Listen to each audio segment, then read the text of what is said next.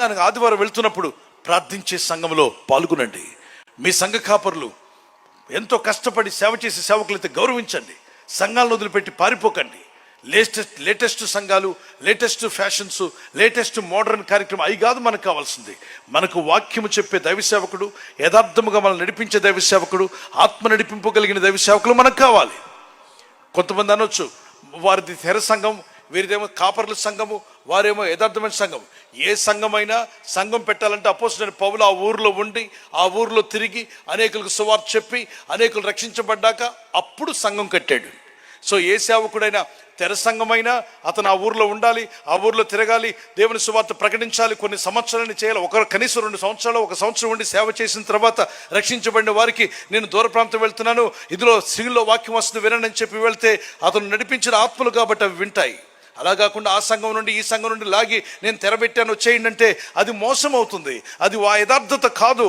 మొదటి 101వ కీర్తన 6వ వచనం 7వ వచనంలో రాయబడింది ఏమనంటే, ఇదిగో నా ఇంట యథార్థవంతులే దేవుని సేవకులుగా ఉండాలంటాడు. ఇంటికి వెళ్ళక చదువుకోండి. అక్కడ నా యుద్ధ నివసించినట్లు దేశంలో నమ్మకస్తులైన వారిని నేను కనిపెట్టుచున్నాను. నిర్దోష మార్గమందు నడిచేవారు నాకు పరిచారకులు అవుతురు. నిర్దోషం లేకుండా దోష మార్గంలో నడవకూడదు. మనం మోసం చేయవాడు నా ఇంట ఉండకూడదు. ఉప్పాడ వెళ్ళాను అనుకోండి, అక్కడ కష్టపడి చేపలు పడుతున్నాడు ఒక ఆయన. నేను వెళ్ళి ఆయన చేపలు గంపలో కొన్ని చేపలు వేసుకుని పారిపోయి వచ్చేసాను అనుకోండి, ఈ చేపలు నావని నేను మోసగాడిని అవుతాను కదా. అలాగనే ఎవరైనా సేవకులు, ఇప్పుడు మేము ఈ కాకినాడ వచ్చాం, ఇక్కడ వాక్యం చెప్తున్నాం, మా మీద అభిమానం ఉన్న వాళ్ళు చేయి చూపించండి. దేవుని సేవకులకు మమ్మల్ని అభిమానించావు, థ్యాంక్ యూ వెరీ మచ్. కానీ మా మీద అభిమానం ఉంది కదండి, దాన్ని క్యాష్ చేసుకోవడానికి మేము ఒక చర్చి పెట్టడానికి వీల్లేదు. నేను ఇక్కడ చర్చి పెట్టాలంటే ఈ వీధుల్లో తిరగాలి, ఈ ప్రాంతంలో సువార్త చేయాలి, కనీసం 1 సంవత్సర కాలమైన మీ మధ్యలో నడిచి సేవలన్నీ అందించి నూతనాత్మలు రక్షించబడినప్పుడు వారికి ఒక సంఘంగా ఏర్పడతారు. 2 సంఘాల మధ్యలో ఒక సంఘం. నో, సంఘం లేని దగ్గర పెడదాం, పరిచయం లేని దగ్గర. కొన్నిసార్లు ఉండొచ్చు సంఘాలు మన చుట్టూ ఉండొచ్చు, అయినప్పటికీ మీకంటూ దేవుడు ఆత్మలు ఇచ్చి ఉండి మీరు అక్కడ పరిచయం చేసి ఉన్నట్లయితే సంతోషంగా పెట్టచ్చు.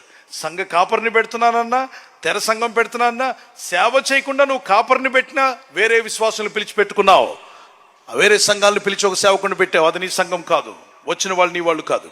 తెర సంఘం పెట్టినా వచ్చిన వాళ్ళు నీ వారు కాదు, వేరు వేరు సంఘాల నుండి తెచ్చుకున్నావు. నీవుగా వచ్చి పట్టణంలో కష్టపడు, సేవ చేయి, పరిచర్య 1 year గడుపు, సేవలు చేయి. నీ ద్వారా రక్షించబడిన ఆత్మల కొరకు ఒక మంచి తెర సంఘం పెడతావో, కాపర్ని పెడతావో, దేవుడిని నడిపించినట్టుగా చేయి, సువార్త పనే జరిగించు. అయితే గమనించాలి, ఏ సేవకుడైనా అపోస్తలుడైన పౌలు ఏం చేశాడు, నేను మరొకరు కట్టిన దాని మీద నేను కట్టట్లేదన్నాడు.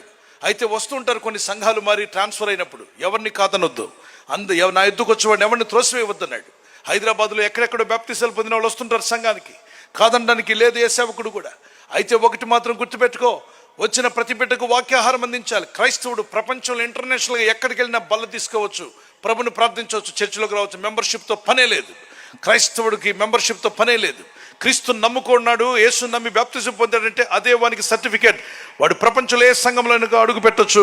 వాడు క్రీస్తుని నమ్ముకున్నాడు, యేసు శరీరంలో ఒక భాగమై ఉన్నాడు. చప్పట్లు కొట్టి దేవునికి స్తోత్రాలు చెల్లిద్దాం. Praise the lord.